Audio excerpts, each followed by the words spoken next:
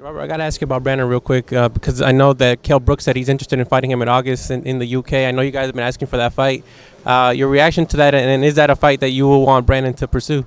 Well, yeah, Brandon wants the fight. We want the fight too, but there's just a few little things that I'm already not liking. First of all, they told us we were not going to be able to wear the MX Everlast gloves, and they said that the commission from the commission in London or England, whatever, that they already pretty much banned those gloves. I think that's just for because of the fight that because of us. So they know that's what we wear, and they're worried. Why would they do it out of a sudden? Right before that big fight. So that's something that I'm already not very happy with. There's also a few other things, but the rest, Cameron Duncan will handle, with the money, the TV, all that. Cameron Duncan will handle, but yeah, they already started out very low, but that's Cameron's job to make Brandon happy.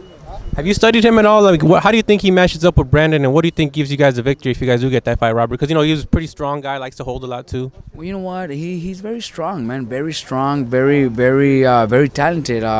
He's a big, ripped athlete. He's tremendous. But I don't think he's ever been hit like Brandon will hit him. Brandon, he holds. He's smart. He knows his tricks. But you can't fight like that with Brandon. Brandon will throw punches from everywhere. Especially those uppercuts. I don't think he'll hang with Brandon for 12 rounds. But it's the fight that everybody's talking about. They've already brought it to us, and we're looking forward to it if it happens. Are you at all concerned about going over to England to have that fight, Robert? Any concerns? I know they're already giving you guys a hard time, but are you worried about the judge or anything like that over there?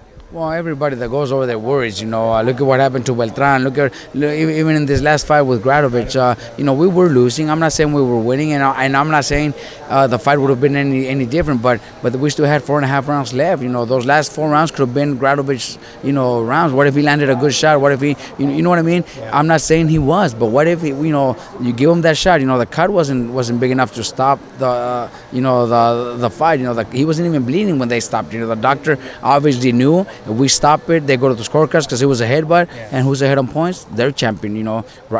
Hey, that's something I'll probably do in my corner or something like that, but not the doctor who's actually has to be neutral. And the cut wasn't even the cut wasn't even big. The cut wasn't bleeding. It wasn't bothering his vision. It wasn't doing anything. So I think they stopped a little bit premature. I'm not saying anything would have been different. Maybe he would have just continued boxing the way he was boxing and won a clear unanimous decision. But Gradovic is a champion. Give him that shot. In those last 4 rounds, those could have been his best rounds. So it is what it is. So of course we got to be worried. We got to go out knowing that we have to win by knockout. If not, there's no way we're gonna win a fight.